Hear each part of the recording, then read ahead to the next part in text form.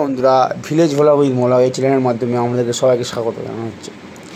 বন্ধুরা, আপনারা যে গাছটি দেখা পাচ্ছেন লক্ষ্মী জবা গাছটা কাটিং করে দেওয়ার পর গাছটা প্রচণ্ড পরিমাণে গোদ হলেও আপনারা গাছে দেখা পাচ্ছেন পাতায় মাঝে মাঝে ছিদ্র। এই ছিদ্রটা মূলত আমাদের এখানে প্রচণ্ড পরিমাণে শুয়োপোকার উৎপাত। যে শুয়োপোকাগুলি রাতের বেলা আসছে এবং গাছটাকে যে মধ্যে যে কচি পাতাগুলো গজাচ্ছে সেগুলোকে নষ্ট করে দিচ্ছে। তা আমরা গাছটা দেখলেই বুঝতে পারবেন। আর এই যে লম্বা মতো গাছটা ঝাঁকড়ে দাঁড়িয়ে আছে, এই গাছটার খুব ভালো, কিন্তু দেখলাম এই গাছটার শুয়োপোকার চাপ পরিমাণ মতো অন্যান্য গাছের তুলনায় কিছুটা হলেও কম। আর এটা হচ্ছে রজনীগন্ধা। গাছটা ছোটো মধ্যে একটা টবে ছিল, সেখানে গাছগুলো ঝাঁকড়া হয়ে যাচ্ছিলো, মূল ক্রমশ বাড়ছিল। তাই গাছটাকে চিন্তা করলাম এই ক্যারেটে রিপোর্টিং করব। তাই দেরি না করে অবশ্যই রিপোর্টিং করে দিলাম। আর এটা হচ্ছে নীলঘণ্ট ফুল। ফুলটা দেখতে খুব সুন্দর, ঝাঁকড়া গুল্ম জাতীয় গাছ, কিন্তু গাছটা আনার পর থেকে গাছটা ক্রমশ ঝাঁকড়া হয়ে যাচ্ছিলো, ফুলের দেখা নেই বললেই চলে।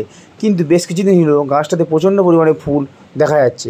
আর এই সেই যে ঢ্যাঁড়স ফুল গাছটা, অপূর্ব সুন্দর লাল টুকটুকে এই ফুলটা দেখতে পাওয়া যায়, চমৎকার। গাছটাতে এই নিয়ে 3-4টে ফুল ফুলো যেই থেকে গাছটি বসানো হয়েছে।